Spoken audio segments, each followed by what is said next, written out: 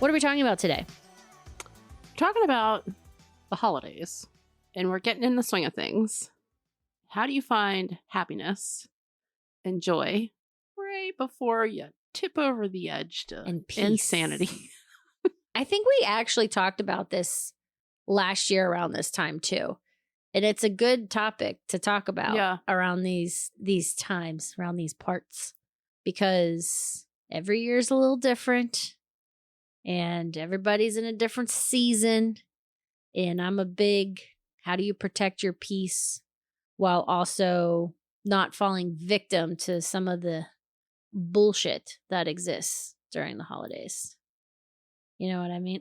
Okay. I was wondering about that. Well, hold on. I feel like we should welcome before you do any sort of baloney with that baloney. Why do you even have a Jack in the Box? What movie is this from? I mean, I feel like there's been a couple. Is he not?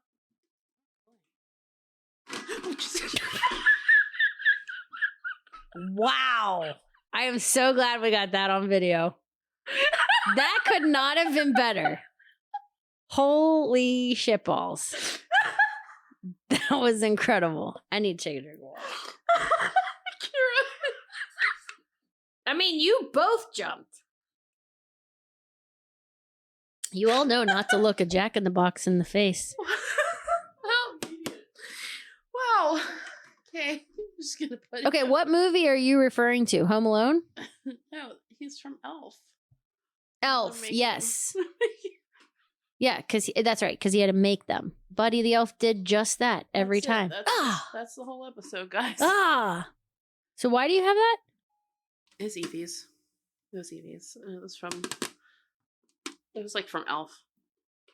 My dad got it for her when Is it the younger. exact one from Elf? Not like the one they used in the movie, but it is the same Jack in Box that they used in the movie. Yes. Yeah. It's not like... I didn't think it was the actual... This is not Will Ferrell's Jack I didn't think in the it Box. was the prop.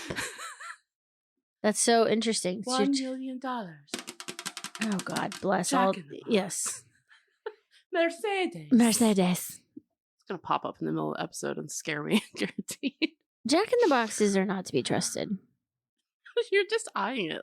Yeah, no, I don't. Like that's like out. The Ouija board. Those things can just fuck right off. No. You're telling Jack in the Boxes to fuck off? Yeah. Yeah, I am. There is a darker side to you, Rachel. I don't get down with certain toys. Like, what is that actually? That is not bringing joy to a child. Think about the purpose. Did you see how much we laughed after we got scared? Mm-hmm. I think you guys, you're both adults, and presumably, most of the time. Sometimes, you know what? Occasionally, whatever. We try to adult. We try. Yeah. Let's welcome everybody, shall we? Welcome to Two Mystic Mamas. So, the holidays. The holidays. I feel like as I'm getting older, I'm starting to learn how to not do so much. Every year, I used to do a cookbook of like all of my recipes that I came up with for the year. I would design it and print it and bind it and give it out to friends and family members for the holidays. And it was a huge labor of love. And I would still love to do that. But I'm not in the season of my life where I have a ton of time. This is also like pre-Evie, right? Well, and I was just going to say that I think if you have children and they're under the age of 18, there is a different level of expectation that they subconsciously expect during this time. It requires a tremendous amount of energy to meet that expectation or exceed that expectation. And some of it's pressure we put on ourselves and some of it's pressure that our kids put on us, right? Not even realizing. Right, exactly. Because it's just all magic to them. It's all magic. And I think for me, the spirit of the holidays, the energy of the holidays is so awesome. That coming together of community, people reaching out and really, really helping. And I think this year it's been a little bit amplified prior to it even starting because of our government shutdown. Agreed. And some of the other things that are taking place currently right now in our country, that I'm finding people are people are beautiful humans. There are a lot of beautiful humans out there. There still are shitheads, and, they'll always exist. But more often than not, watching people help one another and truly do it from a place of pure love is what it's honestly all about. Right. So when I was doing just putting together my notes for this episode, one of the messages that I really wanted to convey is for folks out there that maybe are singular folks, like they're doing the holidays by themselves, or they're doing their holidays with a small group of their inner circle, is what does that look like and feel like for them?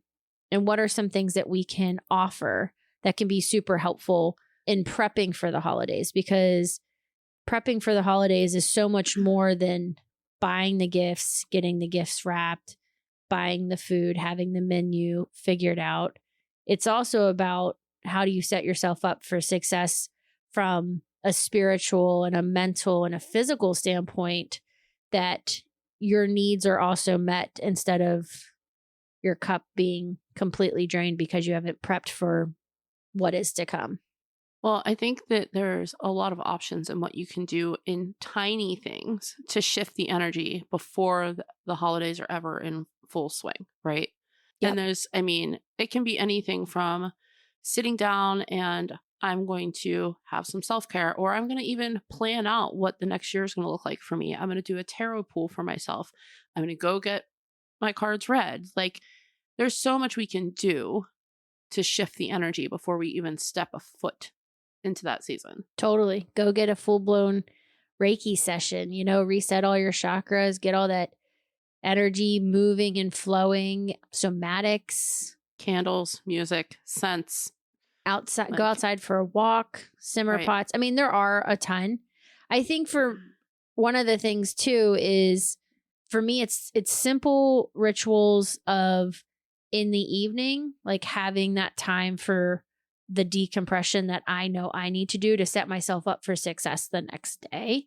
Because it's a lot of go, go, go, go, go, where you have days where it's like, oh my God, oh my God, oh my God. And just how do you either meal prep or do small things incrementally to lead up to that? So when those days come, you can enjoy them. You can, not be stressing out over all the things, the details. Something I did yesterday is I went through my calendar and I blocked off a chunk of time every single week from now until the end of the year to relax. I love that. Very un-Krystyn-like. No, but I felt like it was necessary. We were talking not too long ago about just when the veil is thin and how it's starting of the new year for a lot of different cultures and what have you when the harvest ends. And I did a card pool this week when I got back from Colorado. And the message was really lay out your desires. And I remember as a child, I used to love to imagine, but also manifest what I would have as an adult. And it usually was in the form of a house. And naturally, this house was massive because all of my friends would be living there and I'd have rooms for all of my best friends. Never did I have a husband or a kid. It was I'm going to have rooms for all of my best friends and we're going to have a pool. And then in the pool, there's going to be a candy shop and blah, blah, blah. Anyways, it got me thinking about... I would like to go there, please. Yes. It got me thinking about some things and really writing down my desires that I think I've been limiting myself because I'm not in a financial abundance flow right now. So our basement isn't finished and there's, we want to have the bathrooms remodeled. And I'm like, no, you can't do that. No, you can't do that. You don't have the money to do that. And instead, when I did this exercise the other day, it was like this release of, and then we're going to have a walk-in pantry. And then we're going to have this giant fireplace in the middle of the living room and dining room and blah, blah, blah. And it was this whole exercise that I just allowed myself to just go. Anyways, one of my desires because I was writing down my desires for all the things. But one of my desires was for you specifically to allow yourself grace and self-care where you'll be able to replenish your cup. So I'm so glad that I heard you say that, because it's not a judgmental thing, right? Like, I hope it doesn't come across as judging, but it's like, you know how you can see things in your friends that they can't see themselves? Right, of course. And you always are giving. You are always giving, except to yourself. Right. So I'm glad that you put that in there, because you deserve that. I know that when you take time to give that to yourself, all the other places you give will be that much more amplified, you know? Right. Well, the season that I've been in most recently has been, and this is like as a business owner who's had really great times and really bad times, when times are really great, you have to a lot of times capitalize on that for the leaner times. I've been very blessed and fortunate recently to have a lot of work coming in, and I accept that and welcome that. But when you've designed your life around being in a space of like, okay, I'm not going to take on as much work for this period of time, and then you have that influx come in, it is really hard to like not crush yourself, basically. Right. Yeah. And it's, you know, again, like it's one of those things that like you have to take the work financially, right? Like you need to keep your finances flowing and keep your business going and keep your house going and your family. One thing I have gotten better at is acknowledging when I'm going like past a point and allowing myself to like, okay, yes, do I have to do all this? But I also need to allow myself to rest and recuperate. And so I think one of my big pieces of my growth journey has been actually starting to implement that. No, I feel that. Yeah. And as a new business owner, I'm kind of on the flip side where I'm still trying to learn how to time block and where to focus energy and time. Right. And there's interesting blocks that I have been very aware of, especially with Align, where I'm not putting into motion certain things, or I'm not executing, and it's based out of fear of what's to come. And a lot of it is the fear of the unknown, you know, and the fear of failure. But I'm not afraid to fail. It's just like it's complicated. But like it has to do also with how people will view me.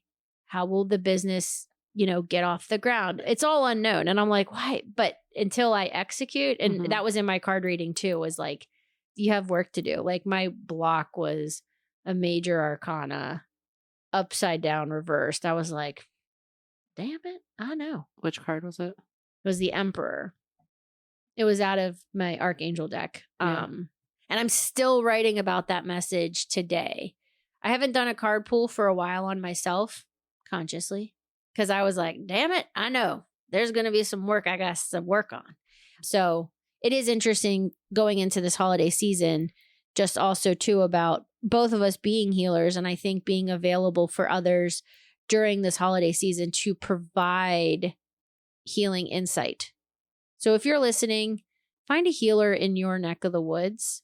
If you know somebody, and reach out to them and gift yourself that, whether it's for 30 minutes or an hour or whatever that looks like. But it can be very, very beneficial to step outside of yourself to have someone give you insight into where you need some help. And I'm going to be honest. Most of the time, if you're going to someone and you are getting a reading, a healing session, or whatever, they are a conduit to tell you what you already know you need to change. They are not out there pulling shit out of their asses. They're a conduit that's receiving messages, relaying messages to you that you need to recognize within yourself. Yeah, that are coming directly from your personal team of light.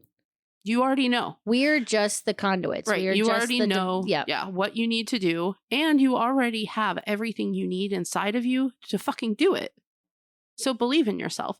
And I would say flip the narrative a little bit. Like we always talk about, prepping, like prep your meals, prep your this, like whatever to get prepared. Prep your fucking energy. Oh, that's a big one. Prep your energy. What energy are you coming into the holidays with? What are you sharing with other people? Not only prep, protect. Prep and protect. Prep and protect. We sound like a commercial for STD medication. Or Pep Boys. Or that. Come get your STDs at Pep Boys, guys. Now accepting sponsorships. We've got you. I really hope Pep Boys sees this and they're like, you know what? Those are our ladies. That's it. This is our market. Our target audience right there. Fuck off, AutoZone. Pep Boys. Just kidding. I don't have any. What's another one? Advanced Auto Parts. Napa. This is getting ridiculous. I'd like to take a Napa. Yeah. You take a Napa. You don't move to Napa. That's a quote from Sex and the City. I do think protection, let's just touch on this a little bit, because protection for me is a crucial, not only for like major. How do you spell that? Crucial. How the fuck do you spell that, Rach? Racial. Crucial, she says. Crucial. It's crucial for any kind of holiday party. Okay. All right. So spiritual boundaries, guys. And when we're talking about spiritual healing as far as like some of the wellness that you can do. But if you are into cognitive behavioral health or any sort of mental health, we're down with that. And physical health too. Like exercise can be a great way to prepare or protect before you go into holiday parties, holiday gatherings, all of the holiday anything. So all of it's good. It's the trifecta, mind, body, soul. But for me personally, protecting my energy before I go into a big gathering is crucial. If I forget that step, the universe reminds me right away, because I usually get some lovely person that attaches themselves to me for the night where I'm like, oh my God, bless it all. I always put my intention out before I go, even if I'm not like, I don't always feel like I have to protect my energy in certain places. Really? Sometimes, you don't? Not always. No. Sometimes I feel like it's more advantageous for me to project my energy. And Charlie and I have talked about this a lot. There are some people that it doesn't matter. They will chip away. They will chip and chip and chip and chip and chip. It doesn't matter how much you protect. And we found that there's certain situations that we know if we go in and we project our energy first, you can almost control the outcome of how those situations and connections are going to go. Yeah, for sure. No, that's a good point. I think one of the last year's episode when we talked about this, I can't remember exactly, but I know I had talked about like subduing drinking at parties, because that could always be something that lets me just calm down, calms the anxiety, just brings it down. So I'm like, But yeah, that can also. Maybe you should just take magnesium before you go to parties instead and be like, you guys, so nice. I'm just going to take a Napa. Yeah. Magnesium over here. Thank you so much. And then you'll feel so refreshed in the morning. No bullshit. Yep. No, I know. Nurturing the perimenopause body. Will not walk into a door frame. That was last year at Jeff's Christmas party. Oh, yeah. I had way too much white wine. I ran into the door frame at home, and then I fell on the ground and laid there and said, "This is where you sleep now. This is where you live." Until Emily got home and was like, "Mom!" And I was like, "What? I'm fine. It's fine." Oh, Rach. Oh, those holidays. They get you every time.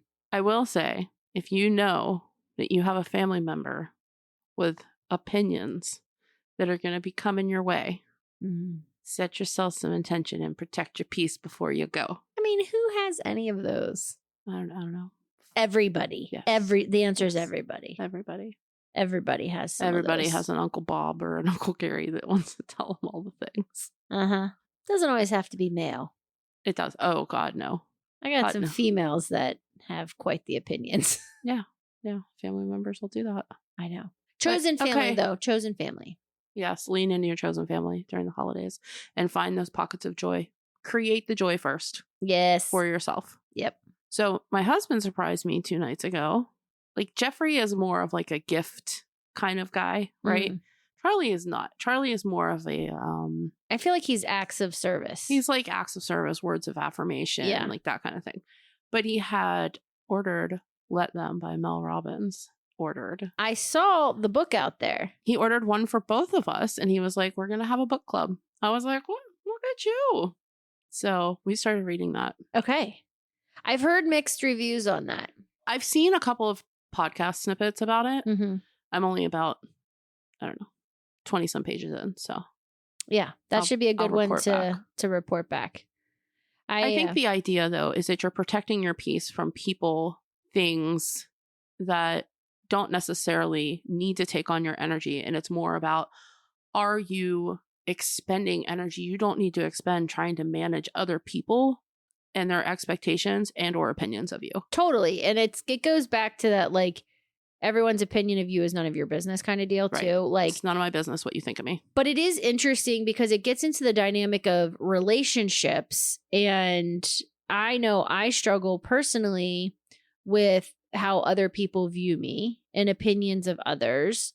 Not everybody, but there are certain people in certain roles in my life that sometimes they do take on energy of mine. And then I do go down rabbit holes and I kind of spiral. And I think that's just human nature in general. And I think the let them concept is another tool that you can put in your toolbox that can work and is effective for some relationships, but naturally not all of them. So I'd be interested to see what the book's all about. It is, yeah. I think also, too, you generally are more the one that's opinionated, though, in a lot of ways, that, like, talks about your energy, talks about, like, you will tell people how you feel. Oh, yeah. Whether they want to hear it or not. Oh, yeah. Which might be why you have a little bit of a different feeling on, like, totally what you were just talking about. Right. And it's been coming up a lot more for me lately, too, about my zodiac and being a Scorpio versus other signs. Right. Because there have been times where I'm like, oh, my God, you just need to relax. You don't have to have an opinion, blah, blah, blah, blah, blah. And then I also have these other moments where I'm like, yeah, but my voice is part of what makes me who I am. Right. And I don't want to quiet my voice all of the time. Yes, there's times and places, but I'm very hyper aware of, like, how to grow. And, like, even last night, it was so interesting. Emmeline said to me that her and my mom were talking while we were in Colorado about that we don't have, like, a really cohesive vibe in the house. Like, we have a lot of antique furniture, but then we have, like, a modern couch, but then we have, like, all these decorations everywhere, and, like, our counters are filled. And I found myself, like, getting really upset about it. And Emily's like, oh no, I didn't want to make you cry. And I was like, well, it's not that I'm, like, crying because of that. It's just, like, a lot of this, like, I love having a different vibe. Like, a lot of these things in this room are intentional, like the certain furniture we have. And I love to decorate, but we also have, like, a small ass space and it's completely open. Like, we don't have walls blocking it off at all. So I'm like, what does that mean? Like, why am I getting upset because of that comment? So it's interesting that I won't, like, get mad or get angry. Like, I didn't get mad or angry at Emmy. I was like, yeah, I don't know why this is coming up for me, that, like, that annoys me. Right. Because if you find yourself in a holiday situation where somebody makes a comment that is unintentionally even hurtful to you or triggers a response like this, it's important to ask yourself that question of, like, why? Why does this bother me? Like, why am I feeling emotional about this? Instead of just sweeping it under the rug or getting upset with that family member. Like, yeah, can people be assholes? But it's also not always on the other person. No, exactly. Sometimes it's our own shit. And I think it's important to ask those questions of ourselves as we go through this, because that's part of our growth journey. Absolutely. And that's what it was. That's really what it was, because it got me thinking, because I like to decorate for the seasons. And it's kind of ironic because my mom's always like, you have too much stuff. And I'm like, you're part of the problem. You give me everything out of the house. You bring me boxes of stuff all the time. Like, what are you talking about? Yes, I know I have too much stuff. Because Emmeline's like, I just want, like, a big modern house with, like, just white. And I was like, you do you, girl. I was like, but this is my home. And like, I like having antique pieces of furniture. She was pointing out like the armoire or whatever. And I was like, that was your great grandmother's. Right. Like that is part of your history. And I love that piece of furniture. And she's like, I know, but it like doesn't go with the gray couch. And I was like, I mean, some people are not sentimental about stuff though. No. Like furniture. And that generation is not. I don't think Emmeline and Evie's generation is. I think Emmeline will want all new stuff because she's like, it just doesn't match. And I'm thinking, you want a set. I don't. I'm like, give me all of the weird shit and I'll just put it together. And yeah, I like when things tell, because I like a combo. I want weird shit that matches. Well, and then she was talking about like the barnwood that we purposely bought when we had the beam put in our house. Oh yeah. She was like, what's up with that wood? Just looks old. I was like, it is old. It's fucking antique barnwood. That's the point. She was like, ugh. So then I was like, I don't need to meet your expectations either. Like, anyways, I think with your point and even with my point, when you get into the holidays, it is also about knowing where your triggers are, because so often we will walk into situations where we like, especially with mentioning like certain people, if you know you're walking into a situation and there is beef with somebody and you're going to see them, whether that's a coworker or a friend group or family, setting yourself up for success in the sense of like, okay, these are the topics that I'm comfortable talking about if they come up. This is like what I would like to talk about if I see this person, leading with kindness, protecting our peace, protecting our energy, projecting also like, how do we want the night to go? And then if anything kind of like oversteps that boundary, also knowing how to ground in. Because I know for me, that's been a big one too, where if I get like amplified or if I'm like pissed, I'm like, all right, we just need to ground in. We just need to like, and that's why I carry these too. Well, and I think this can lead into another conversation, which is expectations and gratitude. Always. I know as parents, we can struggle, all of us, every single parent out there, and have a moment and be like, these fucking kids are not grateful for anything that they have. Right? Because it's all about the presents, you know? But that's also what our society has shaped it to be. Oh, it's and huge. We have, like, we've created whatever your situation is with your family. I'm sorry, you've created it. Like, I've created mine. You've created yours. You've created yours. Yep. I'm not going to sugarcoat it. Nope. You have created the situation of expectations that live within your house. Whether it's what you allow to be viewed, whatever it is. I have no problem being that guy and saying that. No, and I think because it's fucking real. And it's true. Don't get so mad and don't get so worked up over what you fucking created. Yeah. I mean, joy costs nothing. Joy costs nothing, but when you set expectations, joy can look different from year to year to year. And that's the other thing that I think is interesting about this day and age and kind of creating expectations, because we always want to give more than we had. And I'm talking more about like materialistic bullshit. Okay. Part of me is less is more, and getting back to the root of the Christmas spirit and being together, and that you don't need a lot to have a lot. You know, I think that there's this thing out there for certain parents where it's like the more gifts you give, then that equals like the more love you'll receive. Right. And this is going to be like probably the 4th or 5th year where like Jeff and I have really limited the gifts we give each other because we've just been in a growth place and like building businesses and whatever. And now I'm kind of like, I don't love that either. Like, we give everything that we have to the kids. I mean, Charlie and I don't really buy gifts for each other either. Like anniversaries, Valentine's, nothing. Like that's not really what we do. That being said, typically throughout the year, our family is not one that buys a lot of material things. Mm-hmm. I think too, for me, in that same message is feeding the man. I hate fucking feeding the man. But I will say, yes, agreed. But at the same time, because we don't do it all year, I kind of like getting a little spoily at the holidays. No, I like doing that. I just it's the capitalism and the more, marketing and the shove it down your throat and the you need, and it's like, oh my God, stop.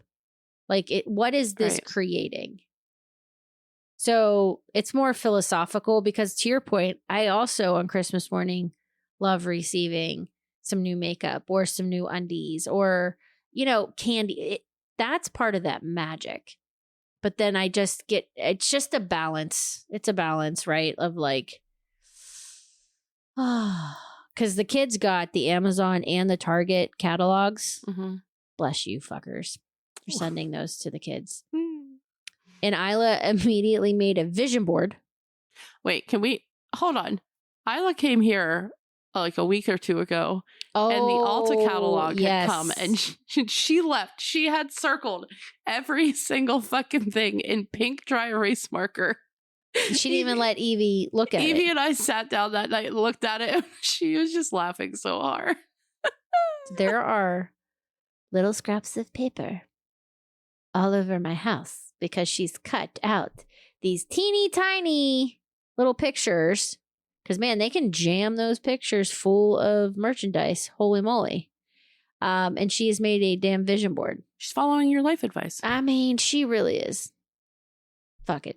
Give all the money to the man. I don't even know. It's a very confusing place to be.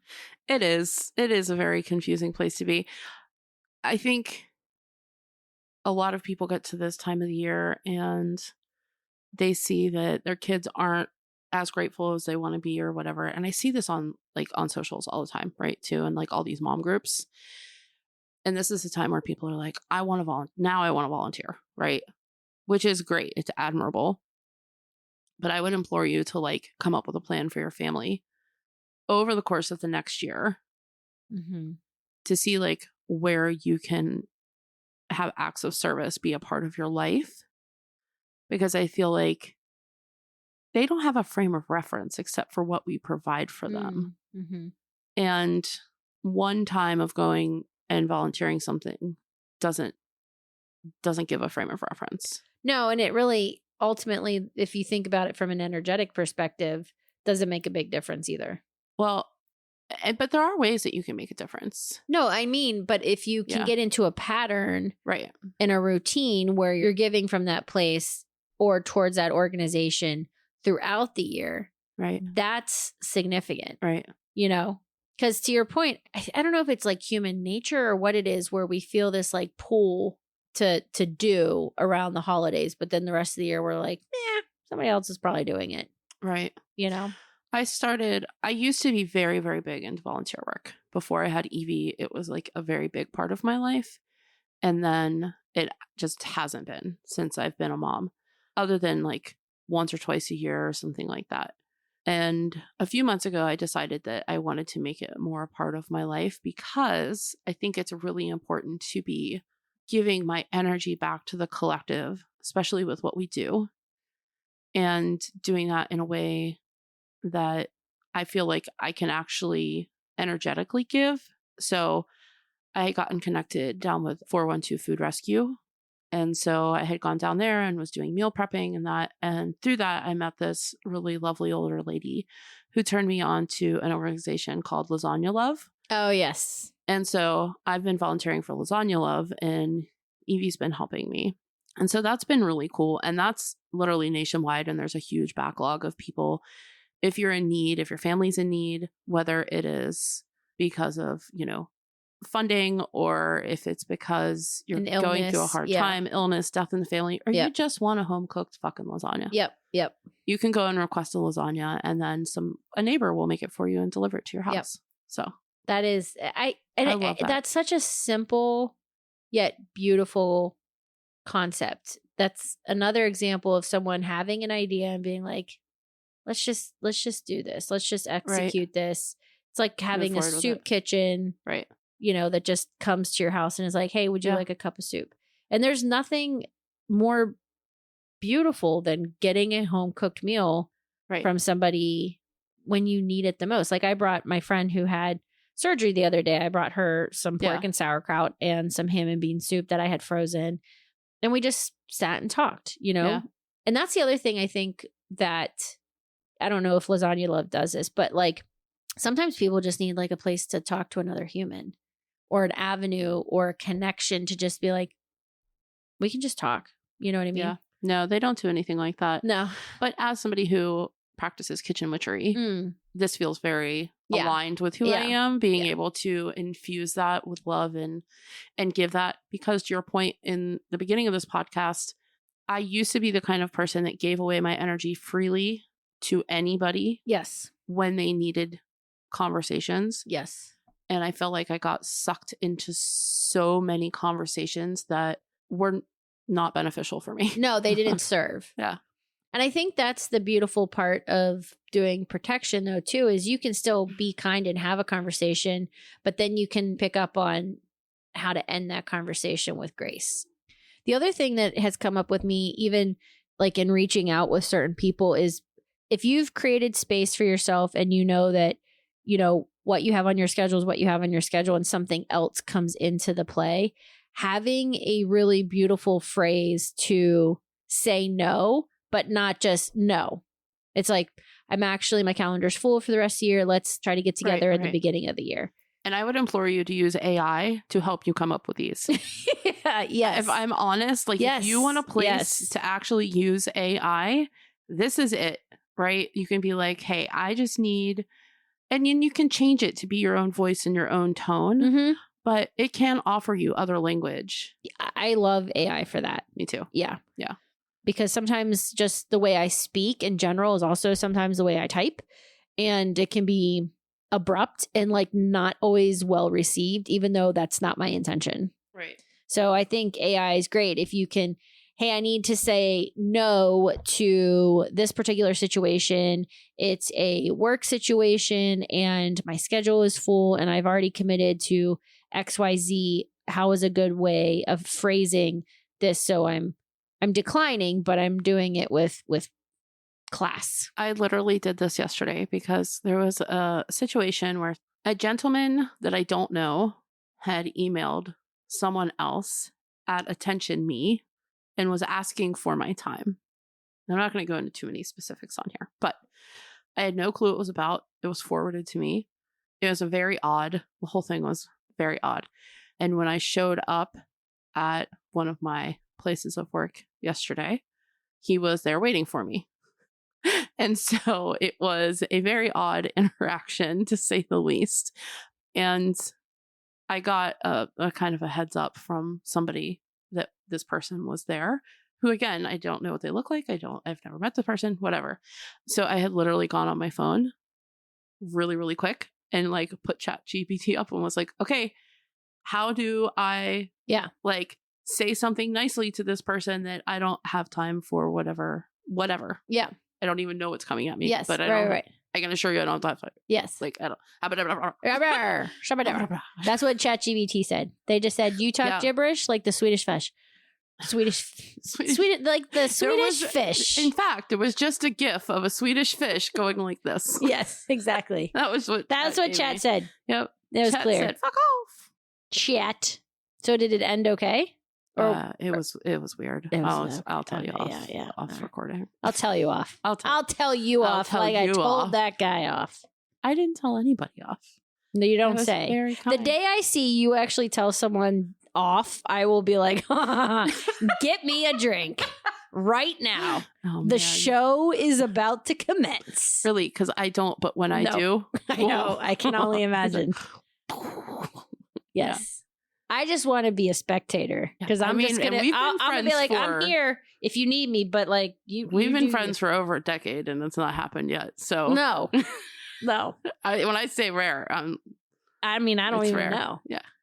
Okay, so as we come into this holiday season, ground. Plus, many planets are going to be in retrograde that you just need to be grounding in all the time. Somebody's brand new. They're just listening to our podcast for the first time. They're like, I don't know. This lady gave me the middle finger.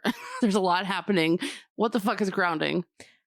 Okay. What do they do? Grounding is literally having a visualization of growing roots into the ground. So even if you're in a 50-story building in your apartment in New York City, your ass can still ground. It's just going to take a minute, but you're just going to visualize roots growing out of the bottoms of your feet into Mother Earth. If you are and can be actually on Mother Earth, do that because the energy will just be a lot closer. But it's just getting that energy out of Mother Earth that brings you down. Just like a tree root grows into the ground, that's what you're going to do with your feet. And it grounds your energy so you're not elevating, escalating, hovering. You're solid, so. I've always done the grounding in, right, to Mother Earth. That's always been a big part of my practice. But I also started tethering up. Well, you can connect to Mother. We're going to talk about this in the next podcast, but you can connect to divine source energy too. And then they can meet in your heart chakra. Right. They can meet in your center and connect for sure. You can literally just touch your granite countertops barefoot if you need to. Yes. And be like, I just need a minute. Yep. And then get back to chopping lettuce. Yep. Also have some mantras. This mantra goes along with what we just talked about. And just say to yourself, I choose peace. I choose presence. I choose what supports me. Because you don't need to do all of the things. There are things that you're going to need to do. And hopefully self-care is number one for yourself, where this can be choosing a meal that you really like to eat, choosing a movie that you want to watch, listening to music that lifts you up and brings you joy. You control you. There are choices. There are always, always, always choices, especially during the holidays. So just be mindful that, again, you're responsible for your actions. So what you choose is what you get in return. Yep. But we do wish you all the love and luck and pumpkin pie to boot.